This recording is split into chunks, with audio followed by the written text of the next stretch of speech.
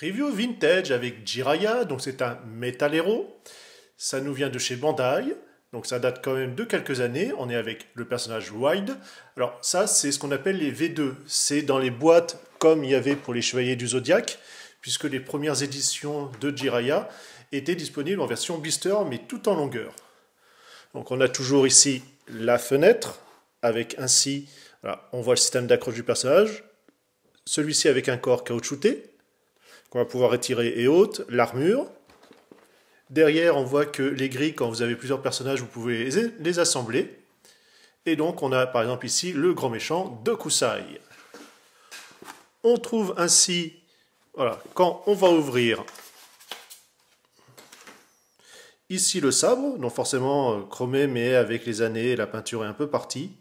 La fameuse grille qui permet comme ça d'attacher, enfin de faire grimper le personnage. Un fond format pierre, comme ça vous pouvez le mettre comme cela devant, ou même en arrière, ce qui est quand même nettement mieux ainsi. Vous avez des stickers. Ceci, ce sont les attaches, il y en a 4 quand vous avez plusieurs justement grilles. Les mains, donc on voit que par contre c'est un système de plastique qui va se plier et se clipser directement sur le bras. Et donc on a ici l'articulation pour les doigts. Le personnage, vous voyez, entièrement souple, donc caoutchouteux. Alors bien faire attention, hein, parce que quand même avec les années, il ne faudrait pas déchirer ou quoi que ce soit.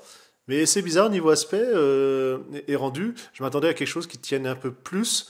Là, wow, Limbo.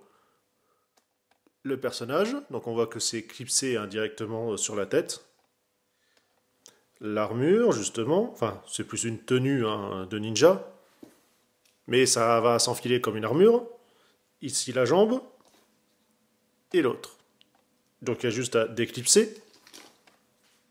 Pour cela, vous avez ici des lanières, entre guillemets, des pièces plastiques qui se déforment, qui vont venir se clipser. Alors, vu que ce n'est pas le mien, et comme je ne sais pas depuis combien de temps, effectivement, ça n'a pas été manipulé, je ne vais pas y toucher. Mais en tout cas, voilà, ça va s'ouvrir, et on peut ainsi placer, comme ça, l'élément directement sur la figurine. Pareil pour ici, avec les lanières au-dessus. Alors c'est sûr que voilà, c'est entièrement plastique, c'est pas en métal comme on avait avec les Chevaliers du Zodiaque, mais au moins, voilà, c'est entièrement fermé devant et derrière. Et puis le personnage comme ça, tout élastique et haute, c'était le gimmick de l'époque.